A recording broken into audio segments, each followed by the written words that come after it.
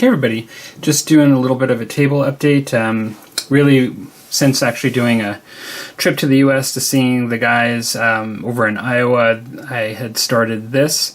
And I was quite, so this is the Warboss Wyvern for the Orcs and Goblins for the Old World. I was a little torn on what color to do because it is traditionally green.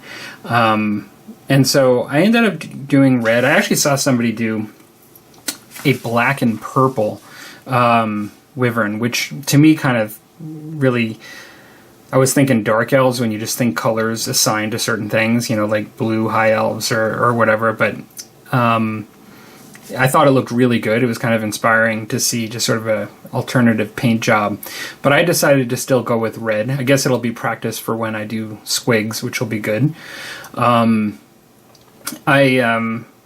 liked really painting the Wyvern, you know, in particular. I mean, in some ways, painting the Warboss has primed me to do my next project again, because I do need to get used to painting some armored orcs. You know, I did those first 10 black orcs, and now I've done this guy. But I really enjoyed painting the sort of two-toned... Well, I mean, it naturally comes with rocks on this model, and, you know, he sort of has like a rock carapace, this Wyvern, on top of him. And so it creates opportunities for like a multi-tone paint scheme, regardless of the color. He's got poison dripping from his tail, so I used sort of like a neon green for that, which I thought was kind of cool. I ended up trying to actually have it fairly multi-dimensional as far as like the red. So there is some lighter colors like pink almost in the wings that are then beat back a little bit, but to create that thinness, you know, and different textures and things like that. And so, yeah, I was pretty happy because my guys are sort of like a Bad Moon style fantasy orc army. I do have the accents, you know, he has armored kind of gauntlet type thing in yellow, and then one of his it's hard to see here, but I'll turn it around here, maybe you can see it. One of his shoulder plates there is yellow too. I think it works pretty good.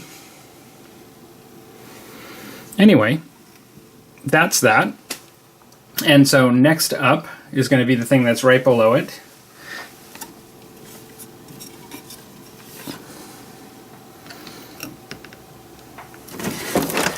Next up is another box, sealed box of Black Orcs. So I can actually have 20 Black Orcs, basically.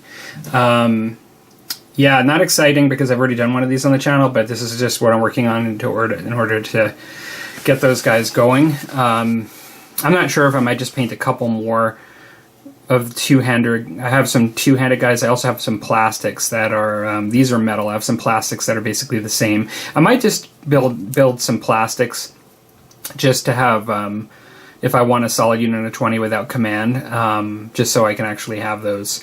And so I might actually do that too, just build some plastics next to them. And but it'll probably only be like 2 or 3 in order to do that. And then that'll give me probably really what I want in order to play Orcs and Goblins now. If I have my full unit of Savages, my full unit of Black Orcs, all my Goblins, I've got my Arachnarok, I've got like my Wyvern with Black Orc Boss, Shamans, yeah, and then, you know, I have like a Snotling Wagon, Giants, things like that. I have other stuff to get, or get painted, I should say. I own still other stuff in the queue, painting queue, but I think that'll give me enough to just like maybe even try 1,000 or 1,500 point game with them.